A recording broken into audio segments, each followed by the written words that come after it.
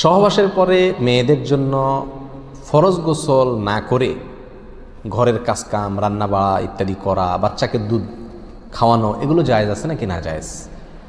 গোসল ফরজ হওয়া অবস্থায় গোসল না করার আগ পর্যন্ত কয়েকটা কাজ করা নিষেধ। 1, নামাজ পড়া নিষেধ। 2, তওয়াফ করা নিষেধ। 3, মসজিদে অবস্থান করা নিষেধ। 4, কোরআন স্পর্শ করা নিষেধ। 5, কোরআন পড়া নিষেধ। এই 5টি কাজ ছাড়া আর কোনো কাজ কিনা নিষেধ না।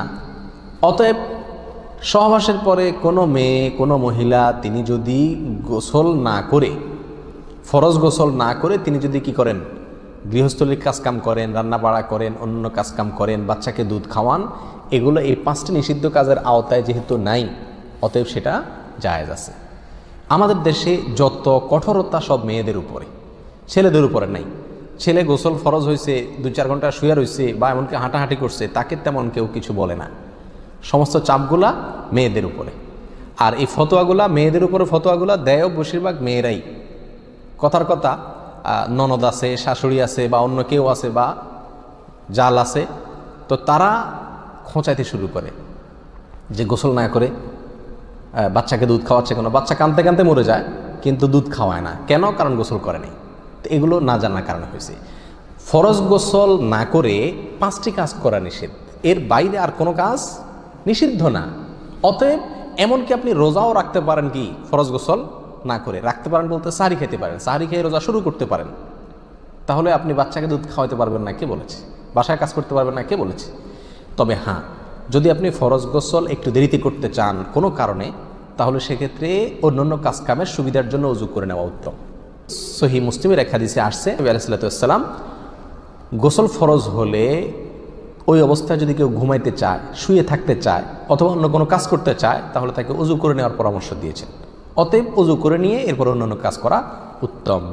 এর বাইরে ওযু ছাড়া যে সে কিছু করতে পারবে না, ব্যাপারটা এরকম না। একবার আবু হুরায়রা রাদিয়াল্লাহু তাআলা আনহু, তার সাথে নবী আলাইহিস সালাতু ওয়াস সালামের দেখা হয়েছে কোনো এক রাস্তায়, এই অবস্থায় যে তার গোসল ফরজ হয়েছিল।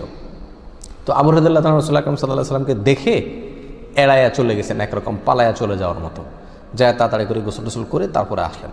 নবী আলাইহিস সালাতু ওয়াস সালাম জিজ্ঞাসা করলেন, আবু হুরায়রা তুমি কই গেছিলা? তোমার দেখলাম। বলে, ইয়া রাসূলুল্লাহ, আমার গোসল ফরজ হয়েছিল, তো আমি আপনার সঙ্গে বসবো, সময় দেব, ফরজ গোসল অবস্থায় আমার কাছে জিনিসটা অপছন্দ লাগলো, নাপাক অবস্থায় এভাবে থাক, আপনার সাথে সাক্ষাৎ করব। তখন নবী আলাইহিস সালাতু ওয়াস সালাম বলেছেন, সুবহানাল্লাহ, মোমেন আবার নাপাক হয় নাকি? অর্থাৎ এটা তো একেবারে তোমার পুরো বডি নাপাক হয়ে গেছে, টাচ করলে আমি নাপাক হয়ে যাবে, ব্যাপারটা তো এরকম না। তুমি এটাকে এত কঠিনভাবে নিয়েছো কেন? তাহলে এই সব হাদিসগুলোকে সামনে রাখলে মোটামুটি পরিষ্কার হয়ে যায়। আমাদের আয়েশা রাদিয়াল্লাহু তাআলা আনহা থেকে এক হাদিসে আসছে, তাকে জিজ্ঞাসা করা হয়েছিল যে নবী আলাইহিস সালাতু ওয়াস সালাম গোসল ফরজ হলে তিনি ঘুমাতেন কিনা? তিনি বলেছেন হ্যাঁ ঘুমাতেন। কোনো কোনো বর্ণনা আসছে ওযু করা ছাড়াও ঘুমাতেন। তাহলে বোঝা গেল ওযু করে নিয়ে ঘুমানো, ওযু করে নিয়ে কাজ কাম করা উত্তম, কিন্তু আপনি যদি নাও করেন তাতে কি হবে না, কোনো গুনাহ এতে হবে না। আল্লাহু আ'লাম।